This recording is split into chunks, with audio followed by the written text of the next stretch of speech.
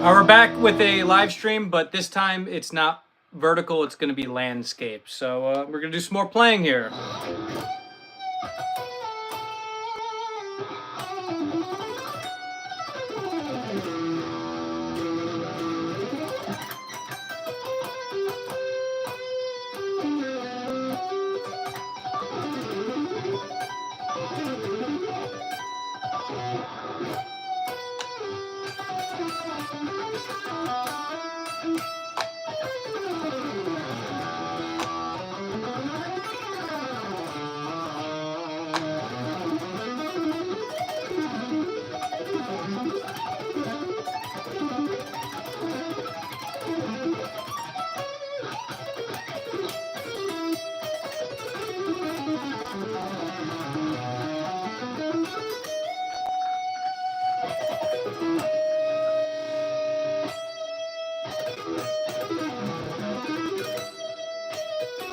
We back. That's right. That's right. I wanted to do a landscape live stream because the vertical is not as good for watching later, I guess. If you want to watch it on a computer, TV, I don't even know what you're viewing it on, but whatever. It's better, I think.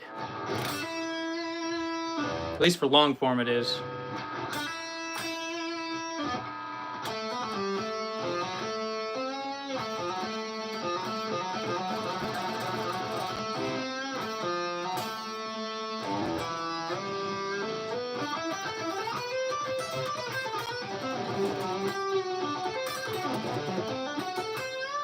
Yeah, for long form it is for sure. Yeah, I agree. I mean, I'd rather watch a landscape stream, especially if you want to rewatch it later. It's just so much better. You see the full guitar.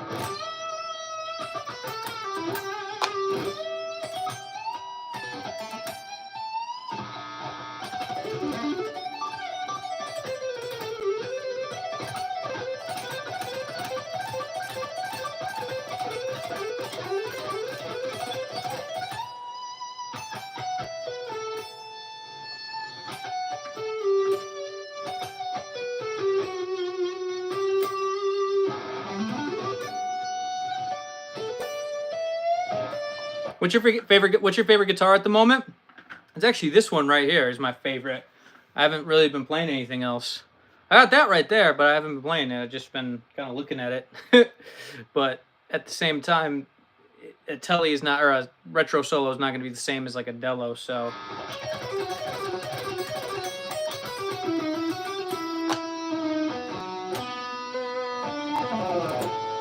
Stratton, you remember me? I'm the guy who plays piano. Stratton, you remember me? I'm the guy who plays the piano. I still play, by the way. I can't say. So Stratton, you remember me? I'm the guy who plays the piano. I still play, by the way. Oh, you were the piano player on my live stream, weren't you? A while ago. I think I remember.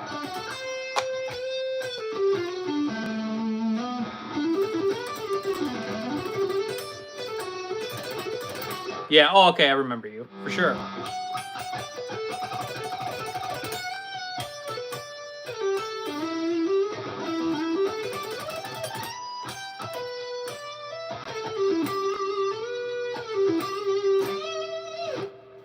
What's up, man? What's up, Hank? How you doing, dude? So how have you been? I've been good, man. How about you? Just shredding it up, you know what I mean?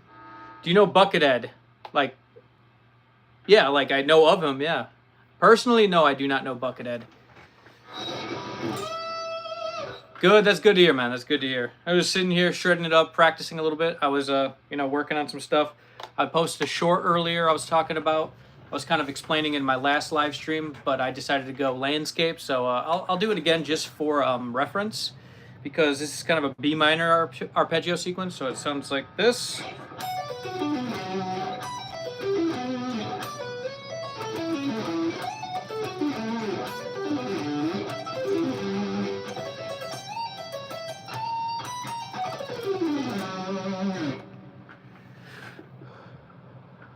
I got a question, man. Where did you learn music theory? I didn't learn it in one specific place or way. I had to kind of organize it in my brain to make it make the most sense, sort of on my own. So I self-taught myself music theory, but I learned a lot of stuff like scales, arpeggios, and stuff. And then later on, I was able to apply the stuff because I knew the name, or I knew the shapes and I didn't know the names. So yeah, when I'm in like one-on-one lessons, I always explain to my students the best way to like understand theory, because the way I understand it, I feel is a little easier than like when you hear people explaining theory online. Sometimes it's confusing. You know what I mean? So you gotta kind of simplify it is basically what I'm saying. But let's check this arpeggio sequence out.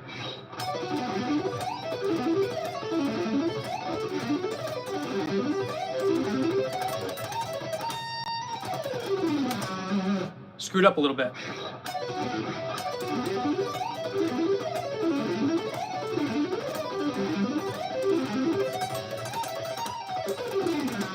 It's actually really, really important to get that last part really fast to fit in the beat,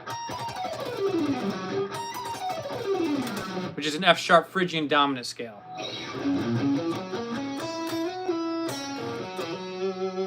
But yeah, again.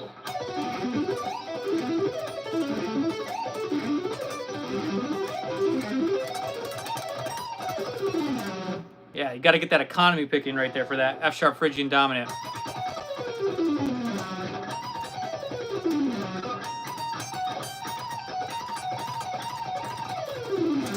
You got to get that really warmed up, and then you get that insane speed with it. It's awesome.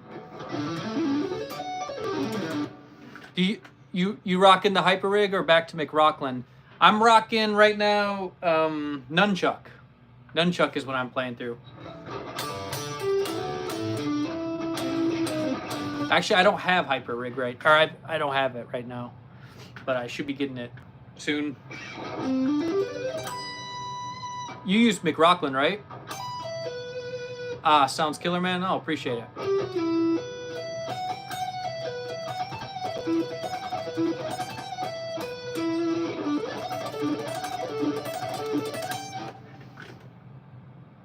What's your favorite band or artist? Whew, there's a lot of them. Just depends on the day, man. Name some bands and I'll tell you. Or I could name some for you, but I like a lot of good music, man. I use Hyperrig, but I have McRocklin and Nunchuck. Oh, okay, that's the Kiesel Hyperrig then, yeah. You like that one a little bit better, huh?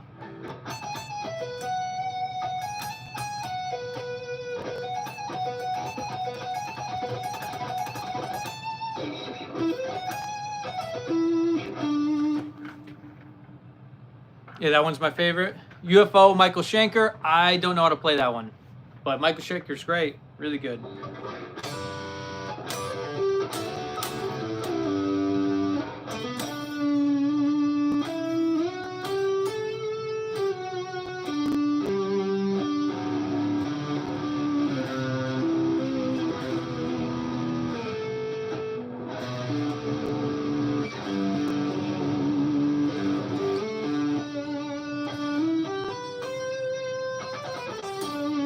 Nunchuck is killer. I am just too lazy to fine dial it in.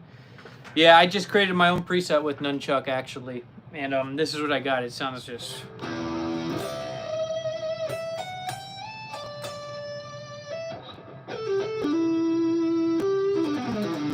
I already spent a lot of time dialing in Hyperrig. Yeah, man, dialing in plugins is it actually didn't really, honestly, it didn't take me very long to do this one. I honestly did it based off of the, the initial preset you get, and then I just went to the modern amp. Actually, what's weird about this though, not weird, but I guess it's weird to some people, I'm not using delay.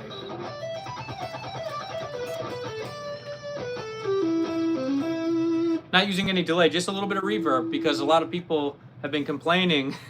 This is actually not the reason why I did it, but I do notice people complain that you're using too much delay. So no, maybe I am, I guess. Who knows? So I tried dialing in something without delay and it sounds great.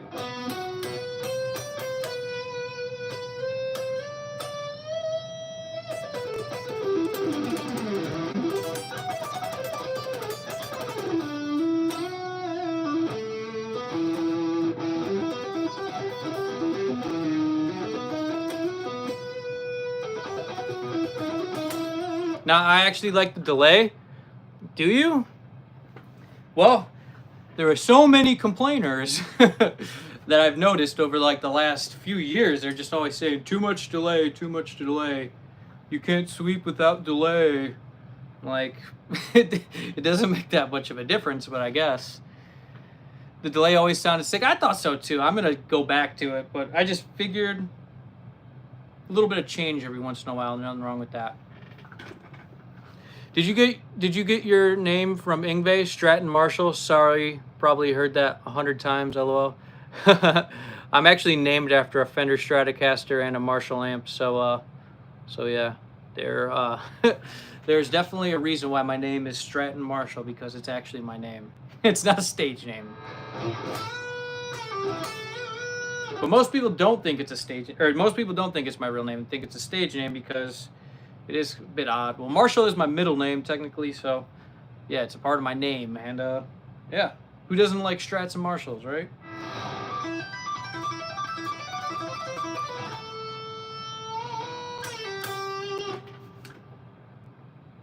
The nunchuck tone is so good. Yeah, dude, it's great. I really enjoy I enjoy the amps on here because it sounds very Marshall. You get that rock.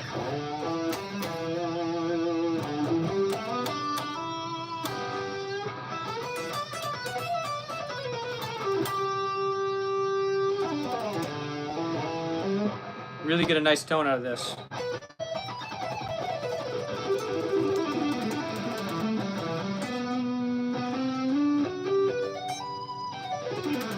Can you play some Phrygian Dominant? I love it. Yeah, sure. Let's pick a key first. What do we want? Let's go for a Phrygian Dominant. There's a road near me called Straten Farm, LOL. That's funny. All right, let's go for some Phrygian Dominant in the key of A.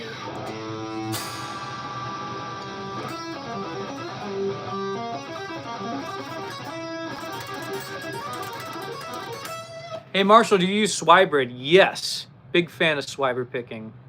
I think that is a great band, or a great technique. I like to play with no delay or reverb. Yngwie's first album, Alcatraz. Yngwie's first band, Alcatraz, who played Drive with no reverb or delay, and it's super percussive. I love that album. I love that album, and yeah, the playing on that is literally some of my favorite playing of all time, if not some of the. Probably the best guitar playing, really. I mean, I haven't heard anything better that came from that period of time. So that is an excellent, excellent, excellent album. Are those Mark singles in that guitar? Yes, that's correct.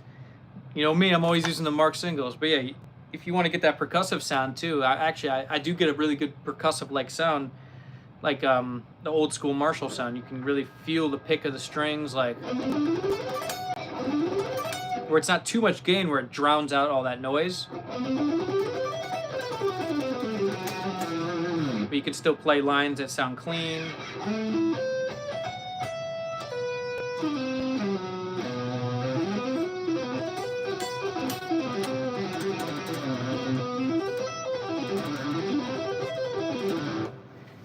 You should team up with Marshall Harrison. That'd be sweet, man. He's dude's great, man. Like, what else is there to say? What else is there to say? Seriously, impressive stuff. I think Yngwie's Marching Out album is about the most ridiculous playing ever. That's a great... I love that album too. Play Hot on Your Heels? I don't know that one. Or I know the song. I don't know how to play it though. Marshall Chat has joined the chat a few times. Yeah, he has, man. He's... seriously, next level, dude. That's all you gotta say. Next level. That's all there is to it. I mean, dude's insanely good. It's ridiculous.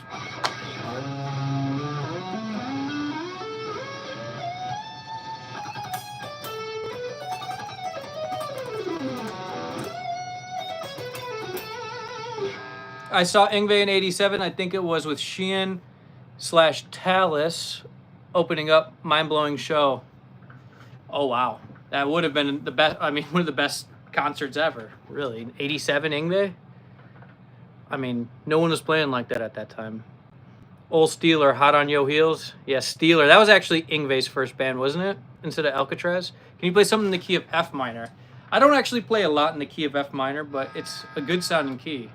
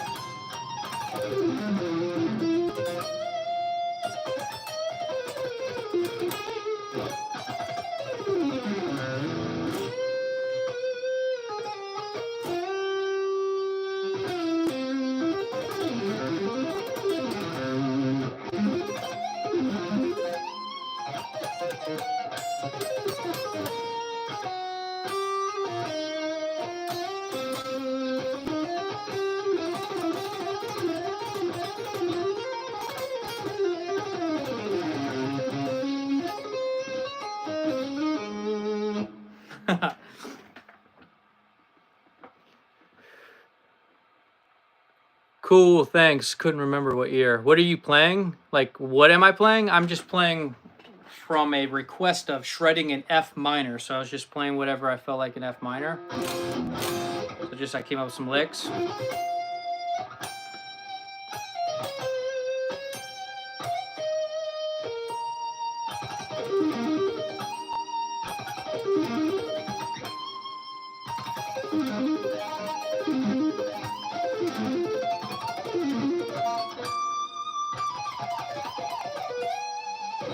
That's an Yngwie lick right there.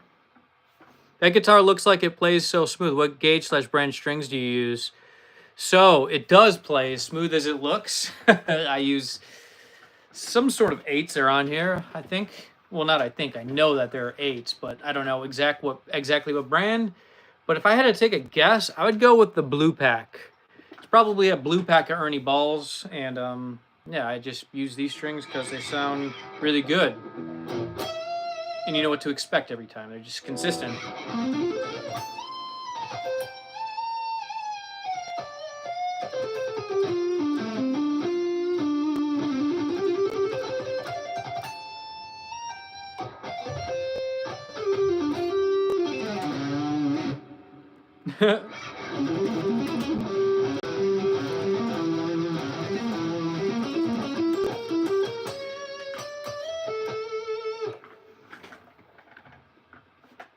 Yeah, I think maybe it'll get updated.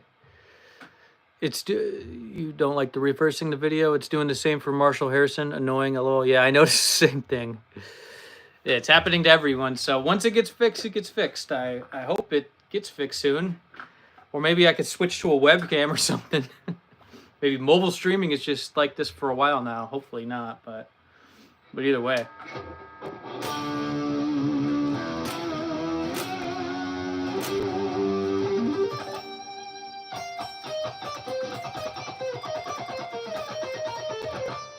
There's a good way of playing pedal tones right there.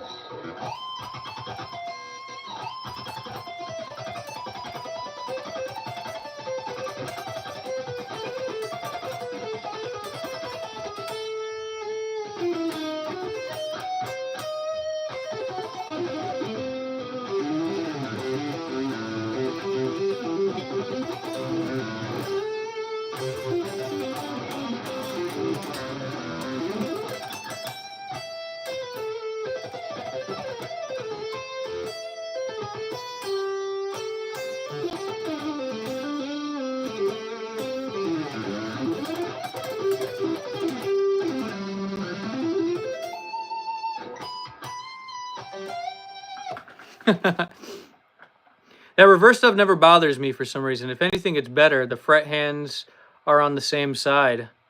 Well, that's an interesting approach to that. I guess if it's easier.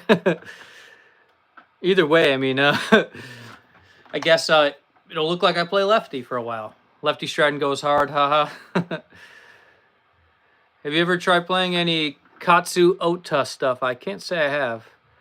But it is annoying for you because you're not trying to do that. No, I get what you're saying. If I'm playing with you, for example, our hands are on the same side while watching. Oh, well, I guess I see what you mean then. Right, actually, right. So it does look that, but I guess you have to look at it sort of backwards, maybe. As far as like where the strings are, or no, is that not how that works? I don't know.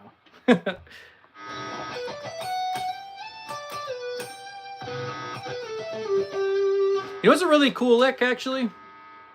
This lick was actually one of the first licks that I ever learned that was a cool shred lick, but it is Yngwie and Uli John Roth style. Uli John Roth would go more like this, kind of like...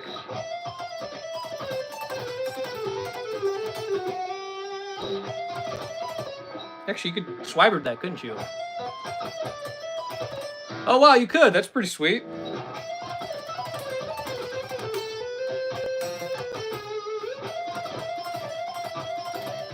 I like that.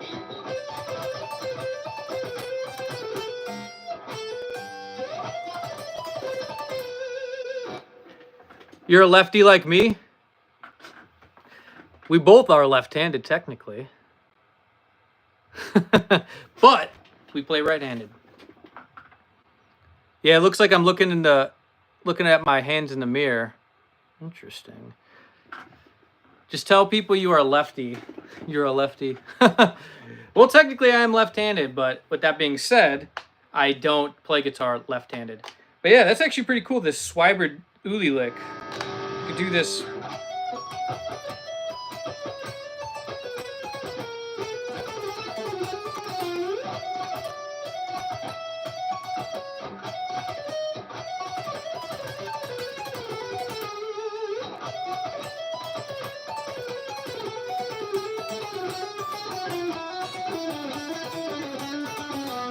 It's almost like that Van Halen discovery I made the other day with Swiberd, where I was doing these double upstrokes with the pluck at the middle, which was pretty sweet. These kind of things.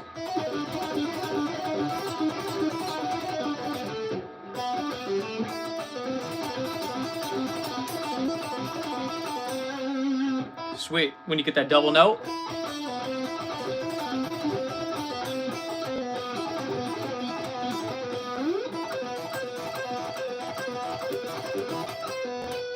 Very weird voicing there you get. Pluck, down, up, pluck. I like it though.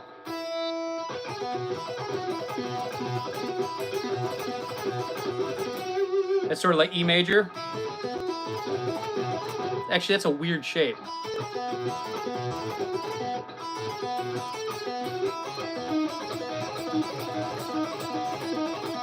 Oh, that's a good one.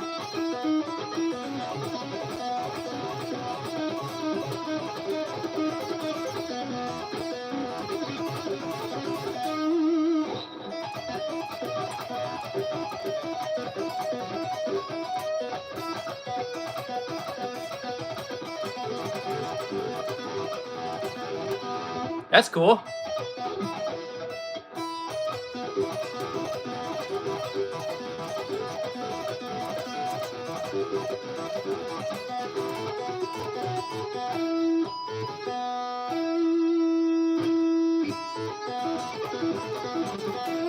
That's hard.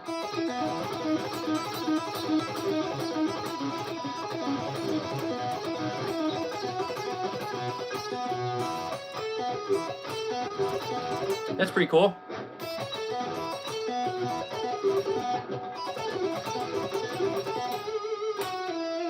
Yeah, there's a lot of stuff you could do that. You just gotta explore the keys and stuff. Like E major is usually a pretty good key to find these kind of open string sounds, or E minor. So if I was doing the other one, you could go.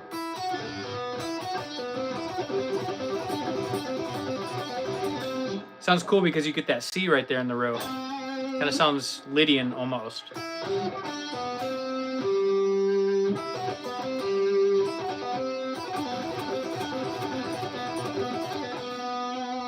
But yeah, enough of that. It was just a random Swiberd discovery I did the other day because it was cool. It just seemed fitting because if you were to do that, like, you know, the normal, I don't even know what the normal way would be, but the way I used to do it was sort of hammer on from nowhere kind of thing.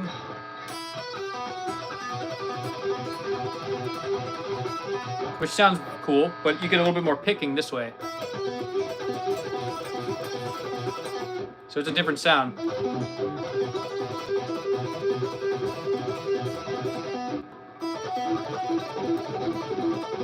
But Swiberd,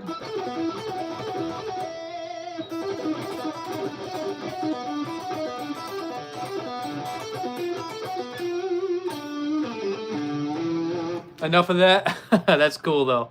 Yeah, I agree. It's cool. I just was trying to find some more options for it. I like this one. It's kind of hard though up here.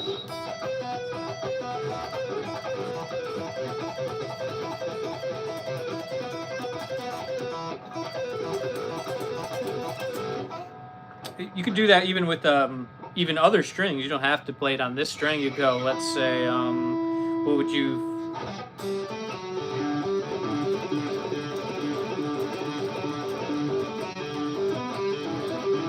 I don't like that one.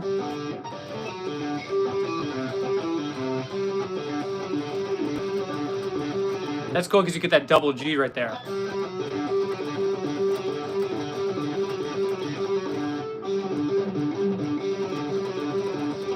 That's actually pretty cool. Where else would we do it? Let's try open B.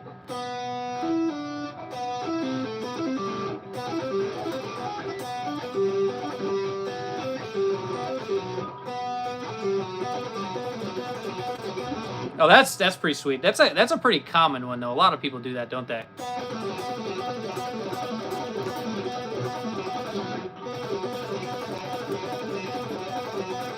But I like it.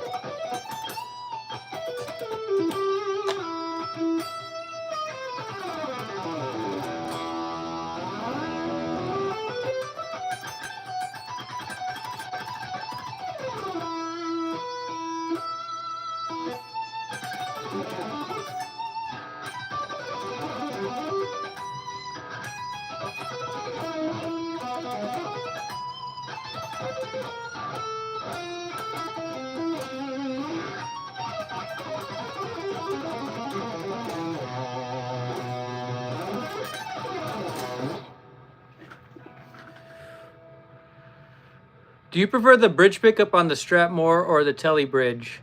Strat by far. By far. Pickup, yeah.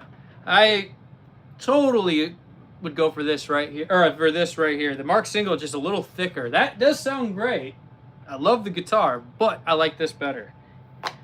But those pickups are good. Those are Seymour Duncan antiquities of some sort. So you're going to get... I just feel most at home really just on this guitar right now. This one specifically, I just like specifically a lot. It's really good. I've never played a guitar that was actually this easy to play. This thing is so easy. Ridiculous. Just, you can play 3 notes per string pentatonic like nothing.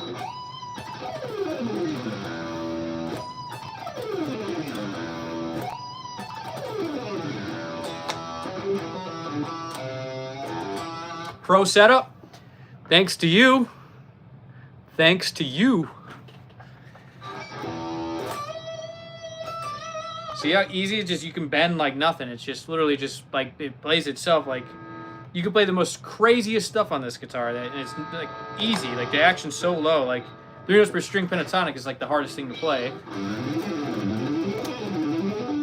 You get the action really good.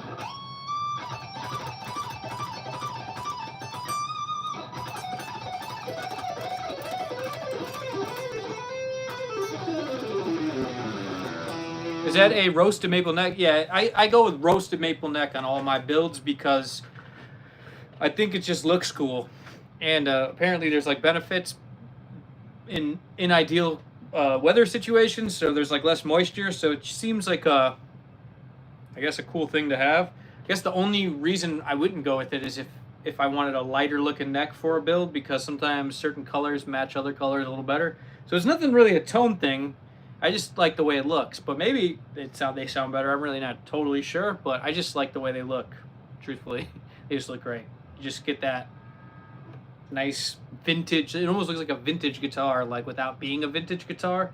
If you look at like old Fender guitars, you'll see some like really dark necks. I don't know if that's to do with aging or whatnot, but either way, you see a lot of old 60s and 70s guitars that have these really dark maple necks, which I'm a big fan of. It just, they sound very good. So, or they look very cool. My bad. I don't really care about the sound between rosewood or roasted maple, but I think some things are better than others. I just like the way this looks, but I do like me a nice dark ebony fretboard as well. That looks great. Or rosewood works, or even Richlight. That's going to be like the darkest looking thing. If you have a Richlight fretboard, because Richlight, I don't think it's real wood, is it? So it looks really dark and it's always consistent. So a Richlight always is a good option if you're looking for something super dark. But if you want something it looks aged, I guess roasted maple, and then if you want something that just looks kind of like brand new, I guess maybe maple, but you know, roasted maple still looks brand new. It just gives it that old school kind of look to it, which is what I'm a fan of. I always wished my guitars looked like roasted maple necks for as long as I can remember. All my old guitars, I was like, dang, that would look a lot better if it had like an aged looking neck. Rich Light is maintenance free. Oh, because there's no wood in it, it's not going to screw up the mechanics and stuff like that. Yeah, that's true. Because yeah, you don't. It's not wood, right?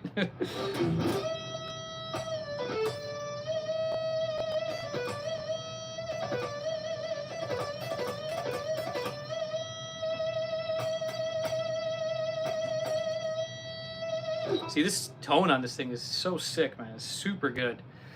What's the most important lessons you've had from guitar teachers? I really don't know. I don't recall anything specific, but if you want my advice, just literally practice. My advice would be to practice till you could play without even looking at the guitar.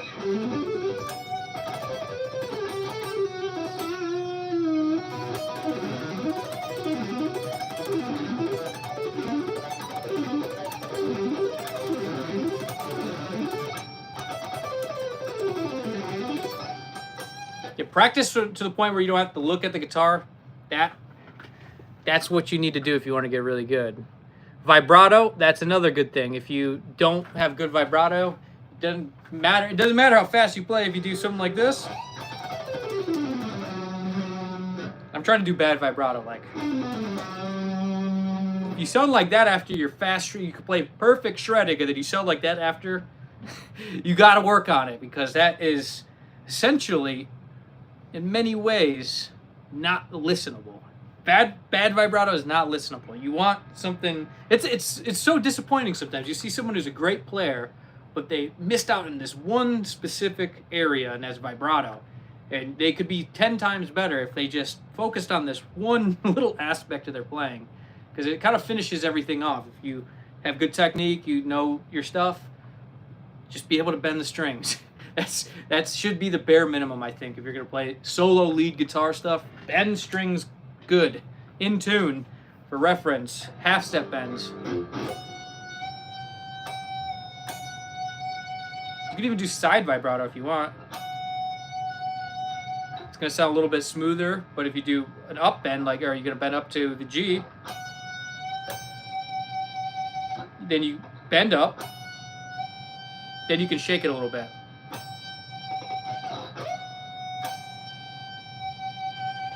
Then obviously, full step bends. Same thing, you add a little vibrato after you reach your destination, like this, look at it. That kind of vibrato to me sounds the best. Because if you go in too fast, it'll end up sounding more like this. Which is cool, that's a good sound, but a more controlled vibrato I prefer, which is more like... See, that little space right there makes all of the difference, literally. Vibrato is very important. Self-taught, thanks, Dad. I agree. Vibrato is one of the most important things. Zach Wild's vibrato is insane. Yeah, his is very fast, but one thing with Zach Wild, it's still controlled. Brandon Ellis, oh, another one, very fast vibrato, but it's still controlled. If you're gonna bend fast, you got to bend controlled, because it's very easy to go out of tune. Like, I'm serious. It's really fast. Like, if you do, like, it's easy to go out of tune. But Zach Wild and Brandon Ellis are great. Good at vibrato, man. Hi, Straten. I found you from watching your really old Buckethead videos. Just wanted to say I love your content, and your videos are helping to improve my shredding. Hey, that's great, man. And I must admit, you're not the first person to tell me that. A lot of people have found me from that old Buckethead video, which is cool, I don't really play like that anymore, but if you're here now, then you probably know that. But yeah, with that being said, that Buckethead stuff is cool. It's actually useful to, you know, learn those techniques in your beginning stages, because because there's a lot of good fundamentals with that technique, like the Paul Gilbert, Eddie Van Halen type stuff. There's a lot of good fundamentals you can be found with those kind of Van Halen sixes licks.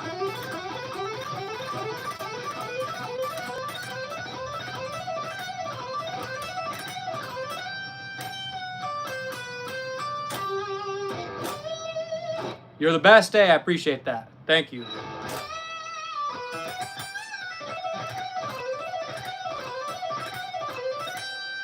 I think I found you from a vid that was like, this lick will increase your picking speed.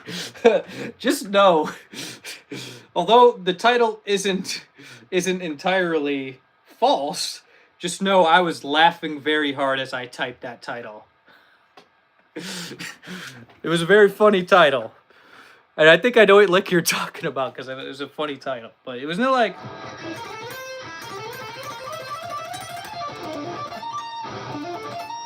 That's at 24 frets. So I'll have to do.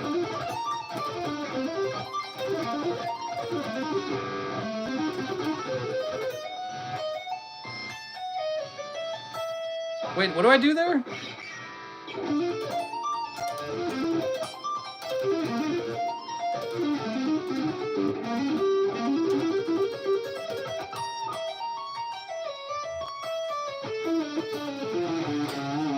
I think it's something like that. Let me try that again.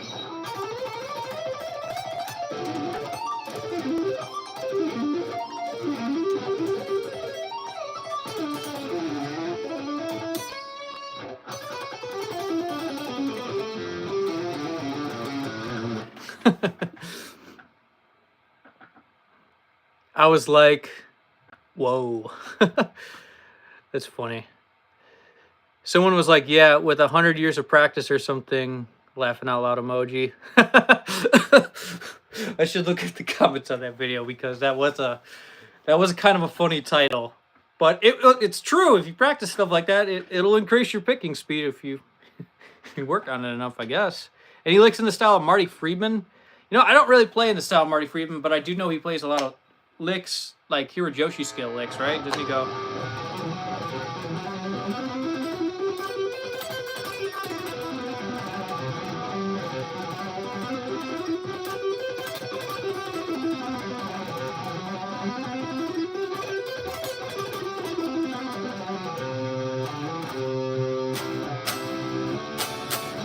Seriously though, I got way better after finding your channel. Oh, that's great to hear, man. That's amazing. There was a lot of videos on there on my channel that people were like, yeah, that is the one, and many of them named different videos. So yeah, glad you found some value out of it, man. There's a lot of cool stuff on there though. A lot of the stuff I've been actually redoing for Swibert a lot. Like that Hirajoshi lick I was just playing. Actually, I once posted a video, like kind of like alternate picking 2 notes per string licks, and been doing it with Swibert recently. Check this out. Who remembers this? It went really viral actually everywhere. It was a viral on, I think, it was viral it was viral on Facebook, YouTube, and Instagram. It was really viral, but yeah, it was this lick right here.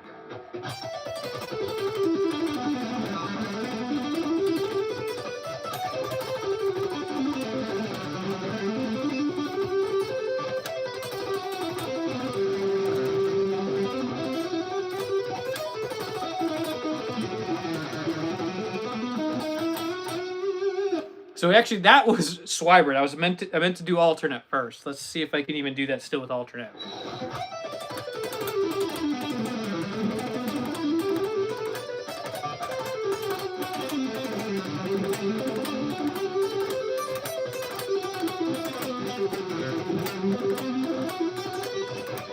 It's actually a bit easier to alternate pick that, I'm not gonna lie.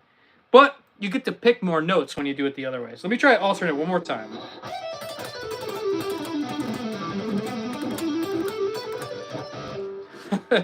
Maybe it is easier to Swibert it. Let me try it Swibert one more time.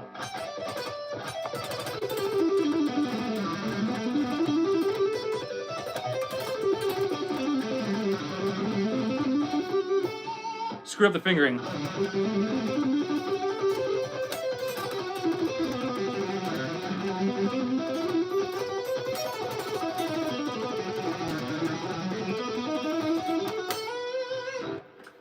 It's actually really requires a lot of articulation. Like a lot of articulation that requires, because when you're swibing it, there's a lot of plucking going on. There's a lot of...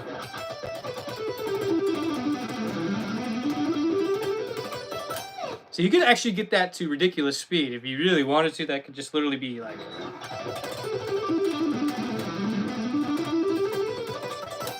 That's how fast you could probably even get faster than that. What's cool with that technique, using the swiber picking stuff, it's you could do 2 notes per string, anything 2 notes per string. So you want to go major 7 arpeggios, same idea here. So you got C major 7. You literally go...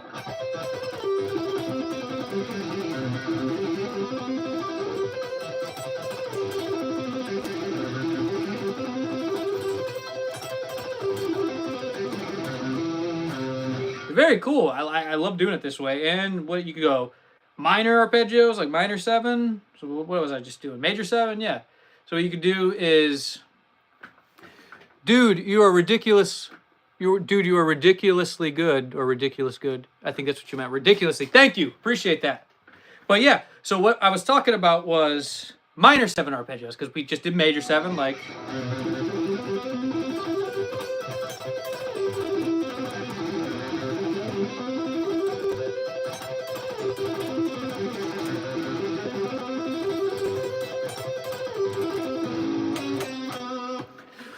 So that's a major 7, but then I'll try it with minor 7. That's what I said. So let's go to E minor 7.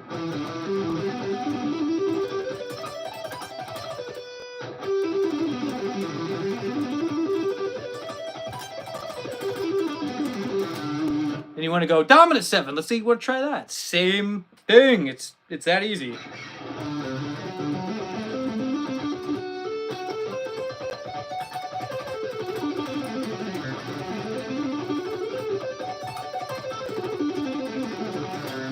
We're gonna go diminished 7. Let's guess. Something different? No, it's the same thing. Watch. Very basic, really.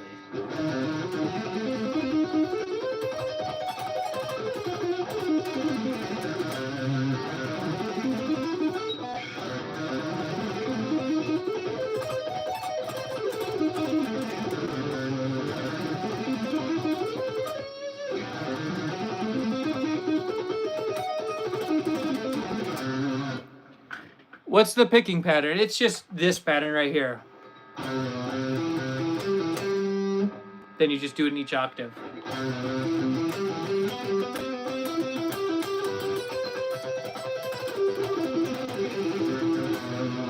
It's literally the same thing as doing this.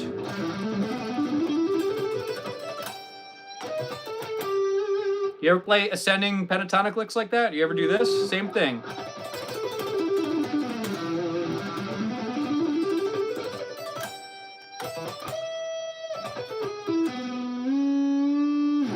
I would have broke a string if I would have tried to hit that E.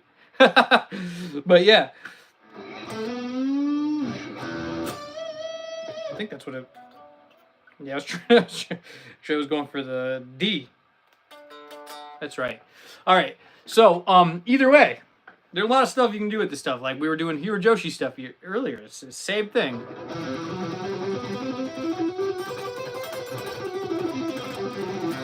You ever broken a string on 8s? Yes, very often. Well, not very often, but I've done it quite a few times. It only happens once the strings get a little bit crusty. And, yeah. A little old, maybe a little sweaty. I don't know. They'll just, once there's a little gunk on them, they'll break if you do, especially if you do with some of these bends.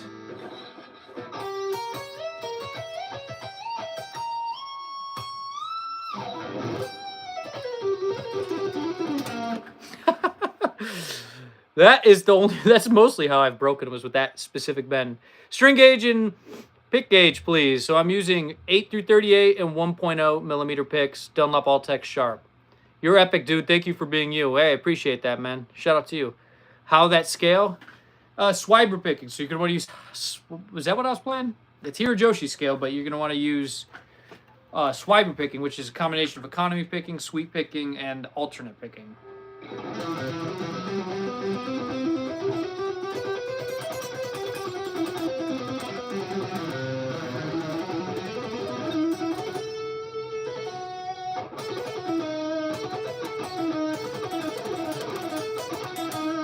But you probably aren't at that level, I'm going to assume, because you are asking about the oh, you're saying how the scale. Never mind. You're asking how to play the scale. Yeah, that's just. I was thinking you were asking about Swibert. Yeah, you need the alternate picking down, economy picking, sweep picking, and hybrid picking. So there's a lot of things. Not a little. A lot of things you need to do to even enter Swibert picking, because there's many there's many things you need to get pretty good at before you even try. Because most people, when they're doing Swibert and stuff, it ends up being kind of just alternate hybrid in a lot of ways in the beginning. Because if you play the Paul Gilbert lick like this with alternate picking, the natural progression is just to go middle finger for that upstroke. So what I do is sort of something like that.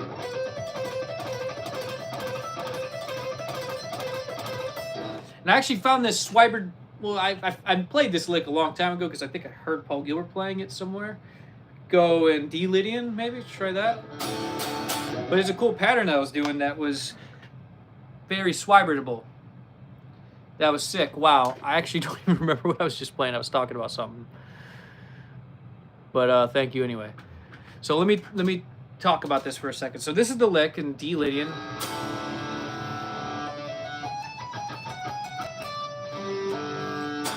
So if you want an alternate pick, that would go.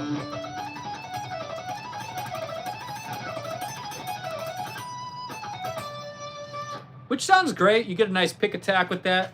But there's also another option. What you can do is something called like half hammer-on pull-off picking Paul Gilbert stuff, which is sort of like this.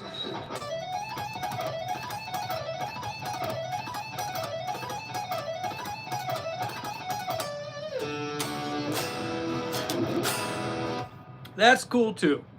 But what I'm here to talk about is the Swibert version of this, which is something that I was playing this lick the other day, and I was just like, oh, cool, you could upstroke that, or you could sweep and Swibert that. So what we're gonna talk about is Swibert with this. So what I was doing was this.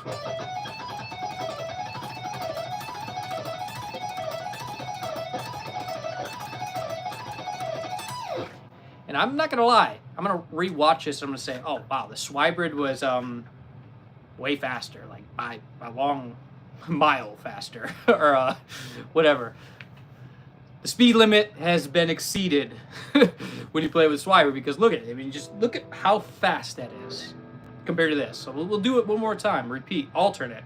I'm gonna try pretty fast alternate, but I'm not gonna try breaking a sweat over the alternate, but I will try to push the speed limit a little bit. So let's try really fast alternate.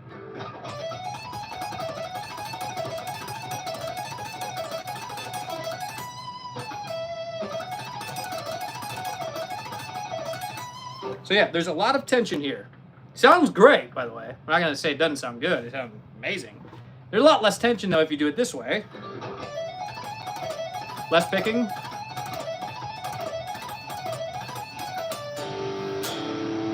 But the ultimate way, if you want to pick every note with such ease, is Swibert, because you're gonna use your middle finger and then you're gonna pluck like this. Down, pluck, down, up, pluck,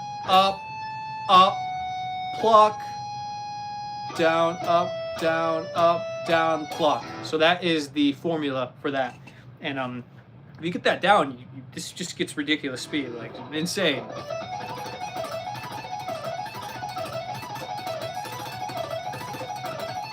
Like it's so much faster, so much easier, so much less tension in the right hand. And yeah, it's a very good way of playing that lick. That's the new standard, actually. I just saw myself playing it the other day. I was like, oh, I learned that from Paul Gilbert probably a long time ago, and then I just applied the Swibert stuff. And if anyone doesn't know who Marshall Harrison is, he's the creator of Swibert picking. He's the dude who invented it like 20-something years ago. So if you need a good resource on Swibert picking, check out Marshall Harrison, or just watch my live streams. I talk about it quite frequently these days. So yeah. It's where it's at, though. I'm very serious when I say it's like the best technique to use when you're trying to do this stuff, because to me, you want to play relaxed. I've always been about playing relaxed, and economy picking is idea that we think of when we want to play relaxed, right? We want to go.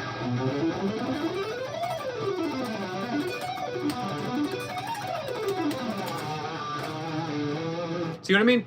You're going to use economy picking usually, but then if you combine a little bit of sweeping, a little bit of hyper picking, you end up getting licks that are so much faster, so much easier. Like, I don't even have to try for this stuff at this point when you do Swibrid, because once you get really good at it, it plays itself. Everything is just...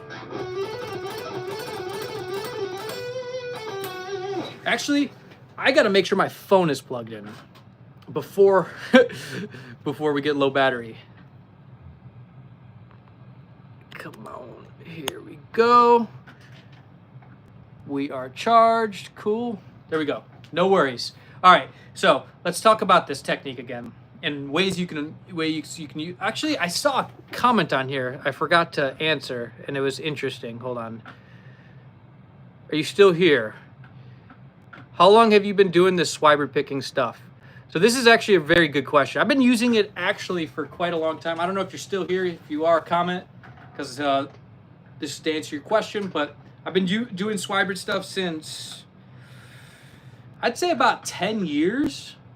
Like, very, I would say not extreme Swibrid stuff, but I was doing very light Swibrid stuff for a long time, so that's why it came a little easier. I'm here? Oh, okay, cool. So I'm answering your question. I was meaning to answer that. So, did I answer it? I don't think so, but either way, I'm going to say it again. I started about 10 years ago using Swibrid. Well, no, probably 11 years ago. All I know is I remember playing Swibrid a really long time. I didn't call it Swibrid. There's no name. I just remember being able to sweeping chords with a hybrid, get the high note there. And that was a natural thing for me to play. So the way I was kind of doing it was more with like arpeggios, like 2-and-2 ideas, sort of like.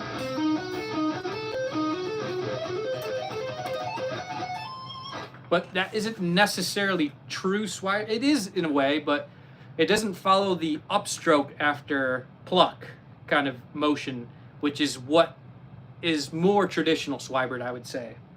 That's if you want to like pick every note, of course. But if you don't want to use hammer-ons, then this usually works. I mean, I use it when it's like the last resort, but you do want upstroke after pluck usually. That's or pluck then upstroke, or upstroke then pluck. That's right. That's the kind of Swibrid that I've been working on in the last maybe few years, a little bit here and there, and then it just slowly started becoming like how I played, because it just made more sense, because it's just a little easier. It really is. So that's sort of how I kind of started Swibrid. I would do a lot of these kind of stuff with Swibrid too. Like, even I think there's a video of me playing these arpeggios maybe even like 10 years ago using Swibrid, like kind of like this.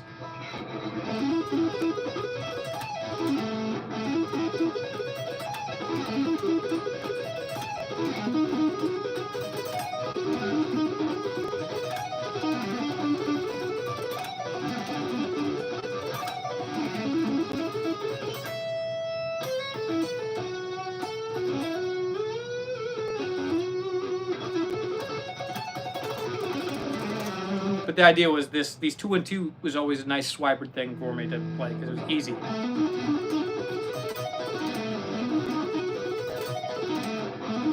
Or ascending fours.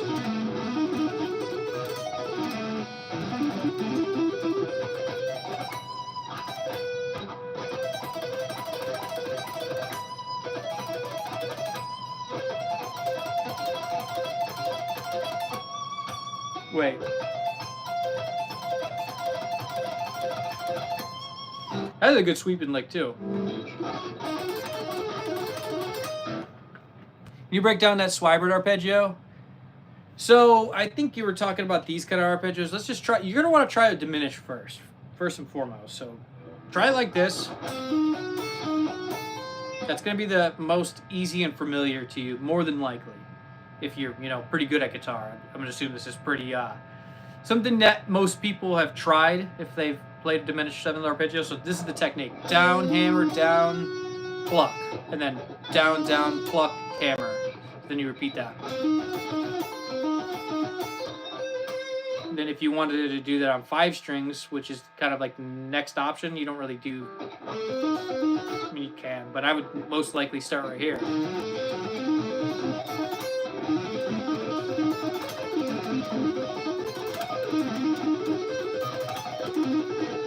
Sort of like that, right?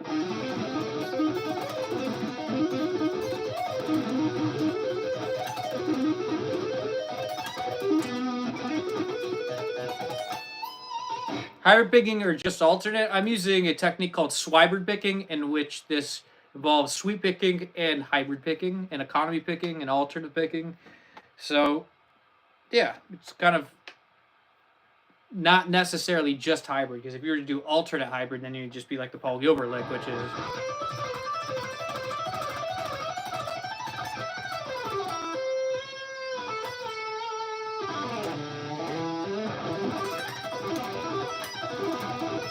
You could even do these little like arpeggios like this, using these.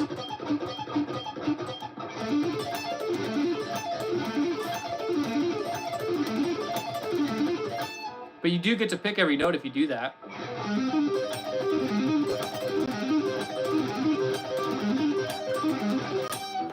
You do get a lot of picked notes when you do it with that technique, but I don't always use that, but sometimes like. Actually, for 6-string arpeggios, I like this kind of thing going on, using all the fingers.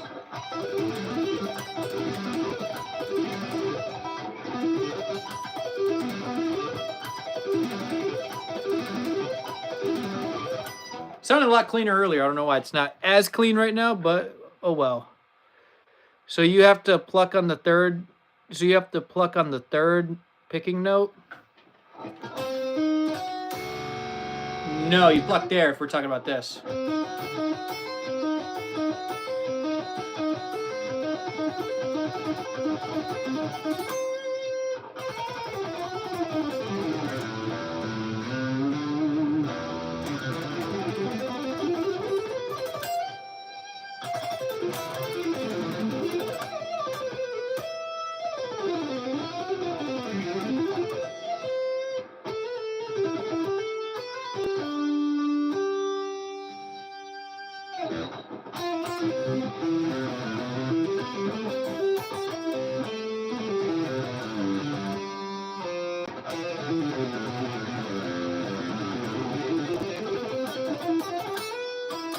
What is economy picking? This is a technique that you're going to use for 3 notes per string. It's a technique that you basically can play anything you want way faster, way easier.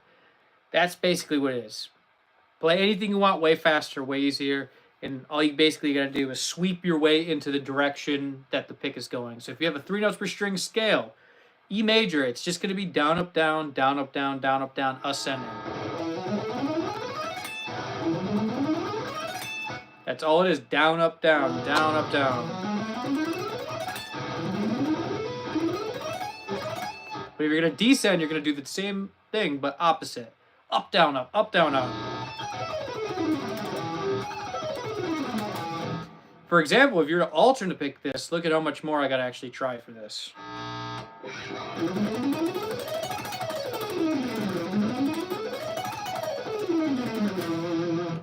So, yeah. With alternate picking, you got to try really hard. Economy picking, you can pretty much just lay back and chill.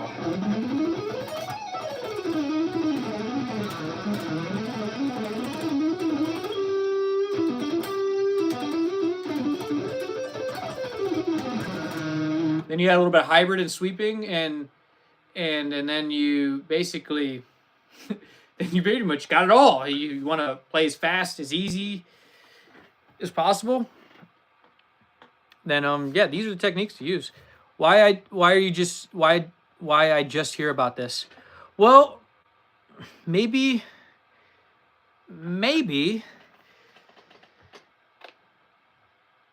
I don't know. I really don't know. Do you look up guitar techniques? maybe you're not super aware of all the guitar techniques. You're not looking them up all the time, and there's a lot of them out there. But yeah, I don't know why you have just heard about this, but at least you did now, because you're watching the right place. This is a place that we talk about guitar techniques. And if you watch my live streams, you'll learn pretty much about several various techniques quite often. So, so you want to learn more about it, just keep watching the live streams. Economy so smooth. Unfortunately, I'm at work, so I can't watch, but we'll try to catch the replay later. Oh, cool, Tom. Appreciate it. I've been working on economy like you just demonstrated for the last few years. It takes a while. It feels so weird at first. Interesting. I started doing economy picking. It was never a technique even taught to me, literally. When I was saying 3 notes per string, it was actually Paul Gilbert's fault that I stopped economy picking in the early stages, because Paul Gilbert always tells you to do the whole...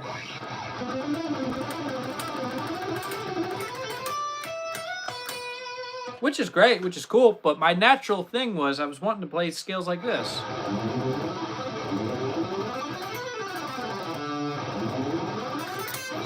But I pretty much thought that was incorrect. Literally, I was a natural economy picker, and I thought that was incorrect for some reason. And I guess I didn't know Frank Gambale at that point. So I did know him, but I guess why wasn't I using economy picking? Very good question. But alternate's still cool. Actually, I'm glad I built the foundation for alternate, because it does come in handy sometimes, and I do like the technique. It does have a different tone, so it is nice being good at it. Just relying on it, that's another thing. First time I saw it was Michael Romeo. Yeah, he's good at economy picking. Ah, yes, Gambale. Awesome, fellow Aussie. Oh, you're from Australia as well? Any melodic minor stuff with Swiber picking? Sure, let's do some melodic minor stuff.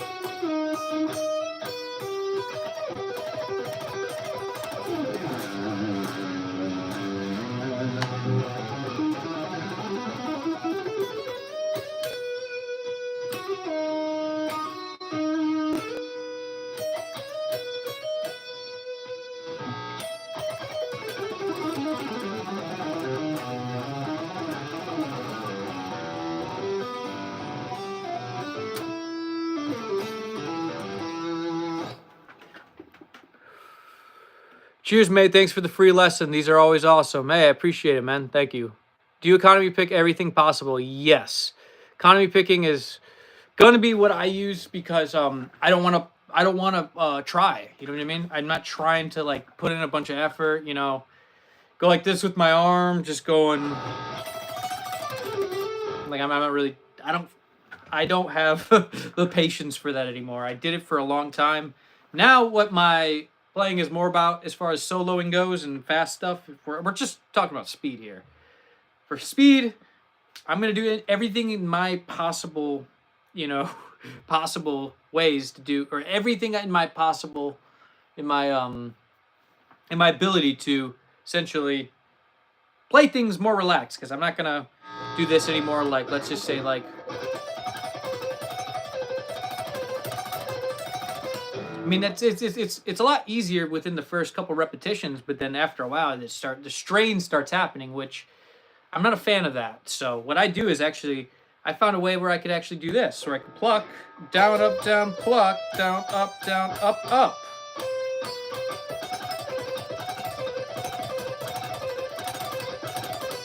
And that, I don't have to stress, I don't have to strain, I don't have to really try even, for that matter. So to me, the obvious choice is to just do that instead, because yeah, if you're gonna alternate pick, look at it, just how much stamina do you really have with that? I'm getting tired already. I mean, I'm not getting tired. I could continue it, but at the price of stress on my right hand. So the obvious thing to me is just to do hybrid or swibrid for that. You can just see sweep there.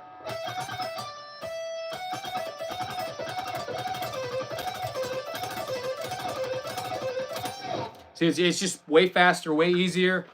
And if you haven't tried it, I mean, it's just, to me, the obvious choice because, yeah, it's either that or alternate. And because certain licks are not economy pickable. You got to understand that sometimes. Some things are not economy pickable. So the only choice you really have is either maybe try something like...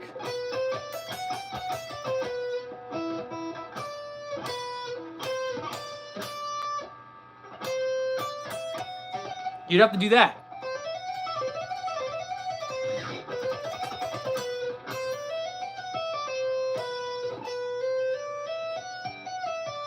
That's about the only way you could do that without... I mean, I can't think of another way.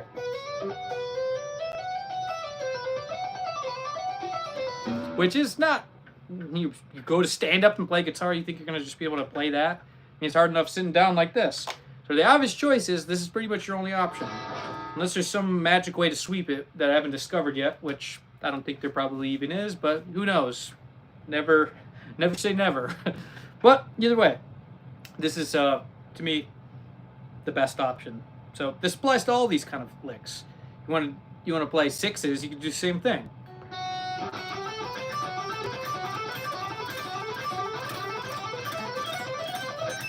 It's all there. It's just basic mechanics that you got to do.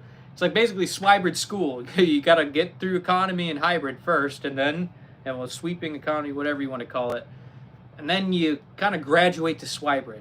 So, so this is Swibrid stuff 101, just very basic stuff, but way more. It's not really even basic. It's pretty advanced, but it feels basic, so that's why I'm saying it. It doesn't feel very hard when I play it. So. Well, there's obviously some things that are very advanced and stuff, Swibrid, but I've just been able to find really easy ways of doing things, and it's because of Swibrid. Literally.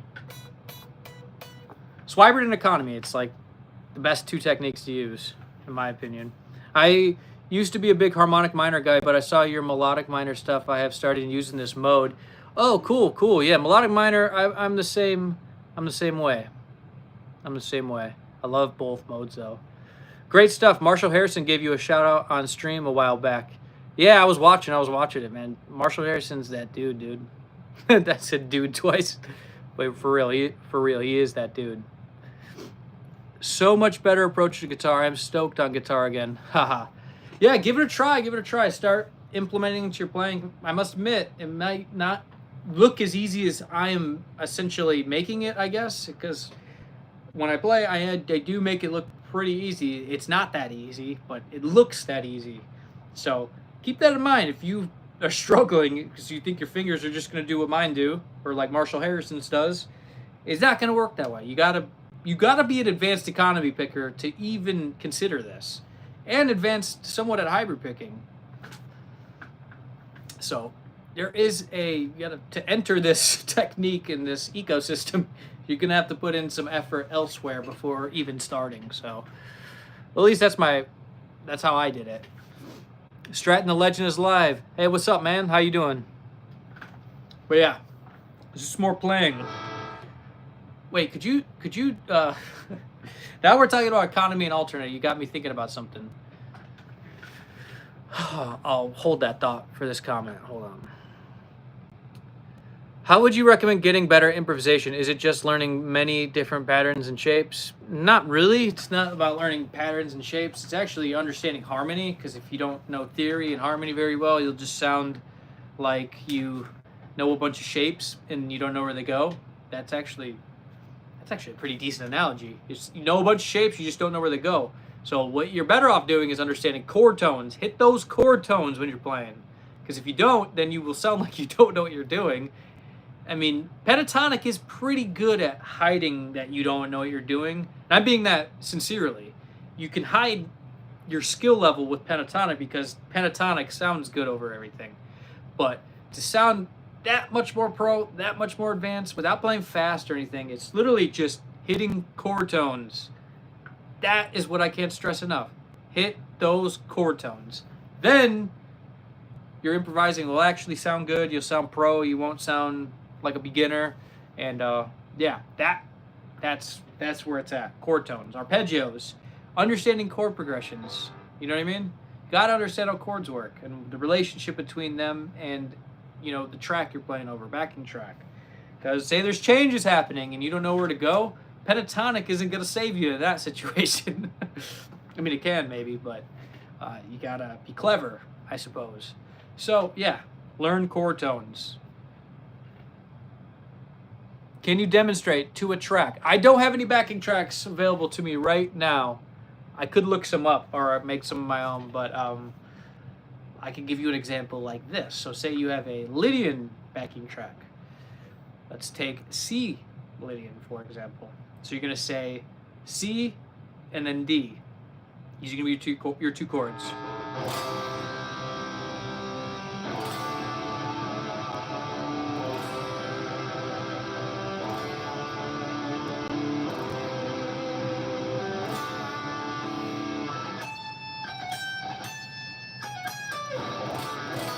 Oh, what key was I playing in? I mean C and D.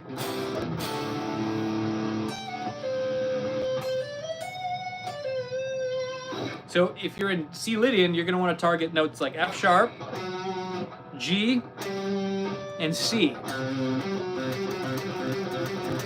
These are gonna be the notes that kind of bring out the Lydian, but it's on you to phrase them and, you know, use them to make them sound good like that. So what you're gonna want to do is something more like just find these notes in each octave, like.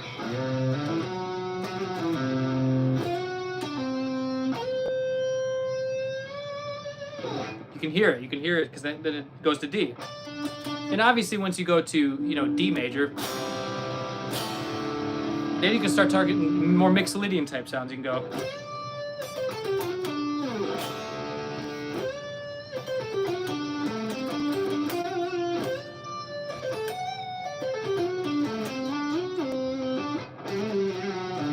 It goes back to C.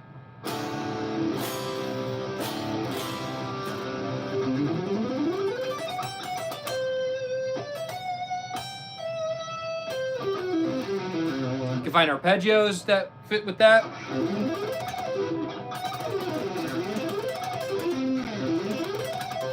Or you could use major 7 arpeggios as well.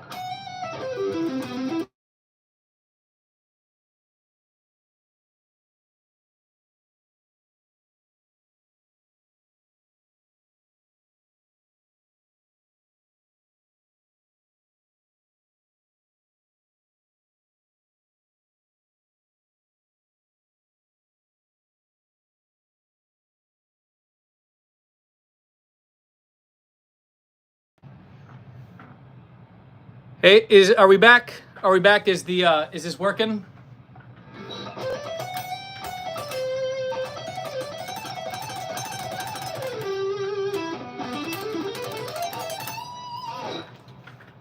Yep, back. So you can hear me? Cool.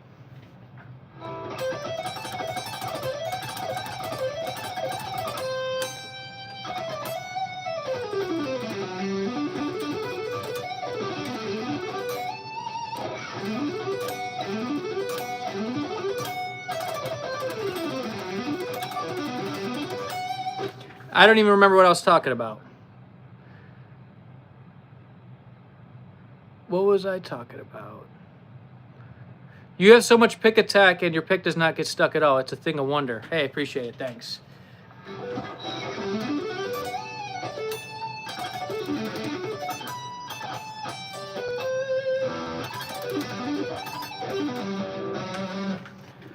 How do you relax your fingers enough to play like that? Besides that, how do you make it sound smooth?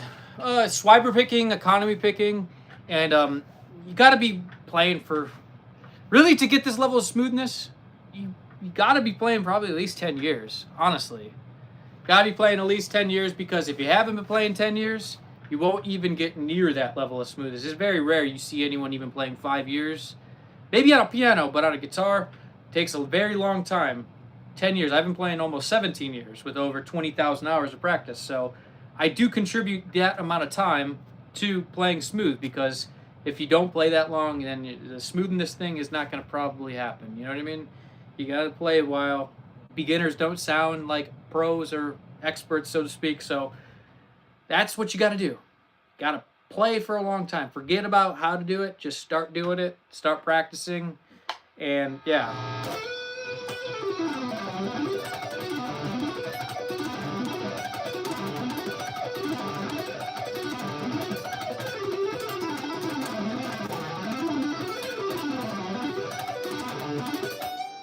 I don't know why I've been using D in the root for that, major 7. E sounds good too. F sharp.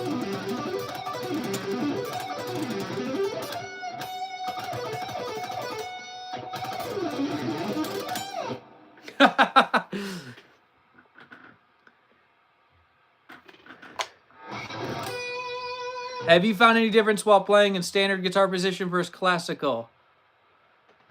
I don't use classical very often, but every once in a while, for some licks, I do this thing where I do for like stretchier shapes like this. You want to play diminished arpeggios? It's easier.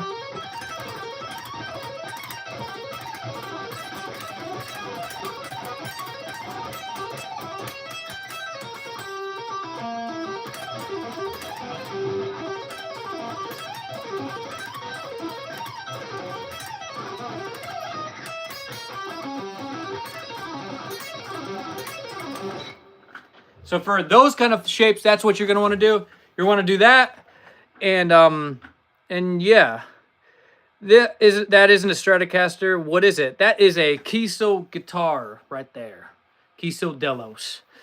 Sounds like some Sean Lane, greatest guitarist to ever live. I actually love Sean Lane's guitar playing, man. He's so good. Lots of practice, and what you practice is just as important as the focus on practicing itself. I 100% agree. 100% agree. Due to the fact that some people, they pick up guitars and then they don't practice anything productive. For example, you pick up a guitar and you just play things you're already very good at. And if you're not challenging yourself, you're not going to get better. Playing the same, you're just going to get better at the same old things that you're already good at. So if you actually want to get better, you gotta play things you're not good at. So that's actually what I do in my practice time. I'm literally playing or discovering things, because a lot of the time when I'm improvising, I'm also discovering stuff fairly often, because I mean, you're improvising, you're coming up with new things. So that's my favorite part. That's my favorite part. What pick do you use? I love that sound when your pick attack. Oh my gosh. What pick do you use? I love that sound when your pick attack the string. Rick Graham does the same thing too. Yeah, Rick Graham's got that really loud pick attack when he picks. It's just like literally like.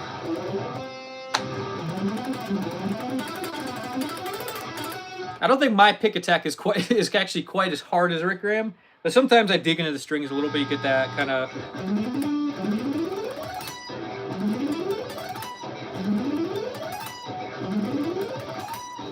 But if you dig into the strings a little bit.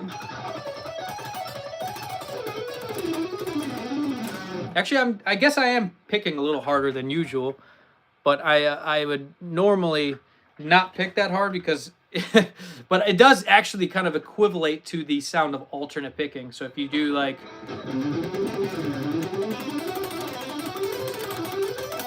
it'll sound more like that, because that's economy. You want to use alternate, that'd be.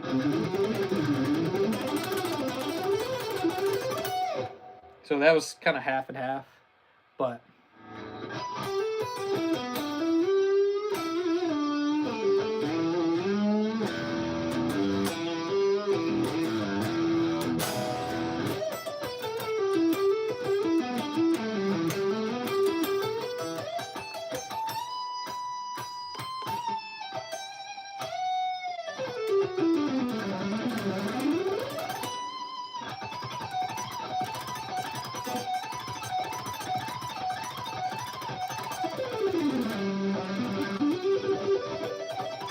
That's another swipe it right there.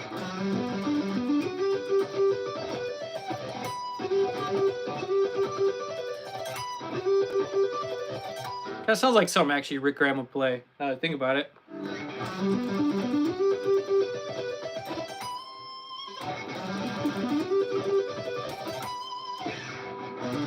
You can do that with all these 2 notes per string shapes, really.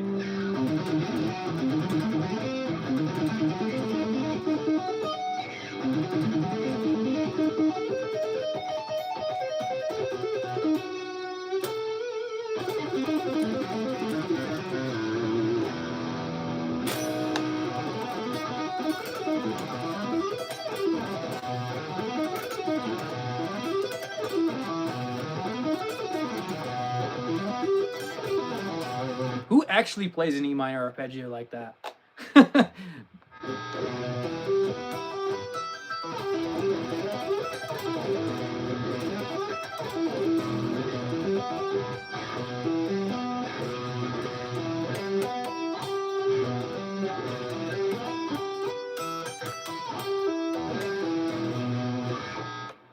I do.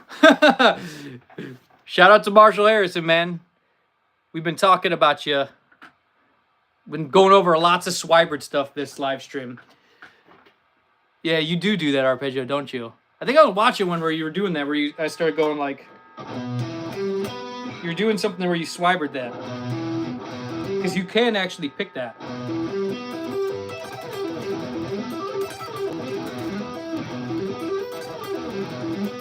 I gotta work on that. That's a bit tricky, but yeah, I guess Marshall plays that arpeggio. Yeah, you do, don't you?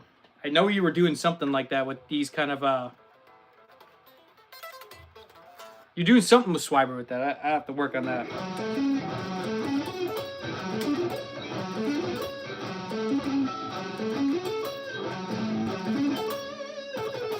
Yeah, that's tough. That's tough. Yep, you can sweep through that where you repeat in octaves. Yeah, I started doing that right there. It's one of those things where I got to work on it. We were actually talking about a different Swibert lick, and I was thinking about you. What was it though? It was something. Oh yeah. It was this Paul Gilbert lick. I don't know if you've ever tried this or not, but it's a Paul. I was discovering it the other day. I was playing it with Swibert because normally we were doing the alternate picking thing like this.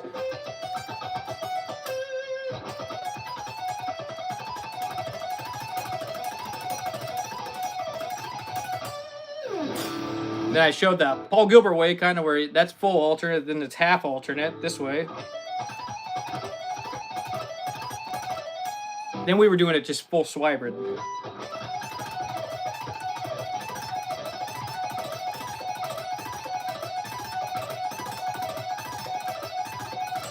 And it's like 10 times easier doing it that way. I just was randomly, playing that pattern. I think I was watching an old YouTube video of mine where I was showing this pattern. I was like, yeah, you could probably Swibert pick that, and luckily you can. The only thing, I guess, is you run into this problem, I guess, no up after pluck, but I guess you don't really have a choice in this one, so there's... Or even that works good, too.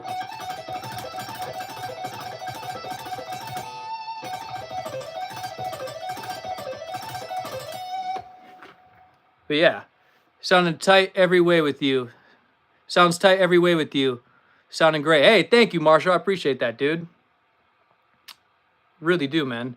When you picked the whole E minor arpeggio, it sounded like Bruce Boulez in the Racer X days. I don't know which one you're talking. You're talking about this.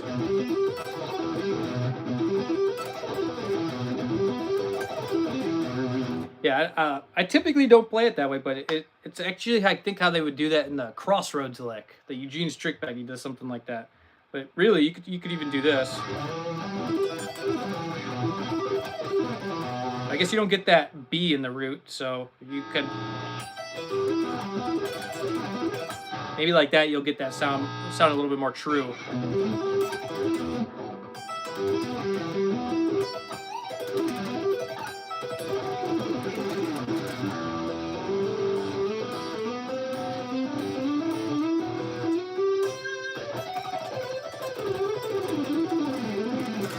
And I think that's Swibert.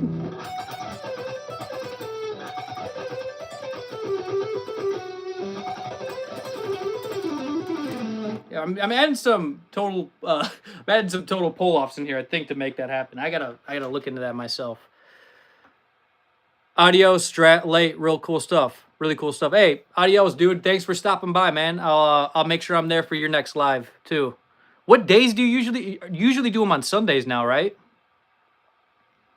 It's like literally the last one you did, I was 5 minutes late to it. I was like, dang it. But appreciate you, dude.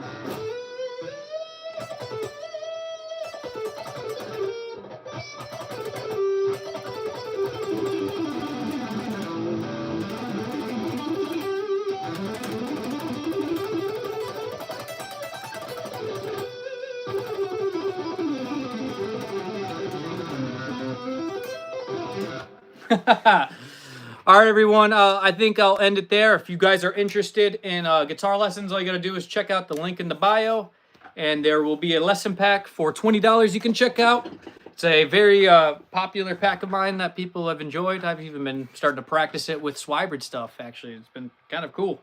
Revisiting some old licks of mine, then kind of modernizing them a little bit, which is something I've been doing. Maybe I should do a video where I redo all of them, but Swid edition. That'd be pretty sweet. But yep, if you guys are interested in all lesson-related information, it's all linked into the description. And with that being said, appreciate all of you guys who joined today. We will be back for some more lives, maybe tomorrow, possibly tomorrow night. We'll see. But if not this weekend, I'll try to do another live.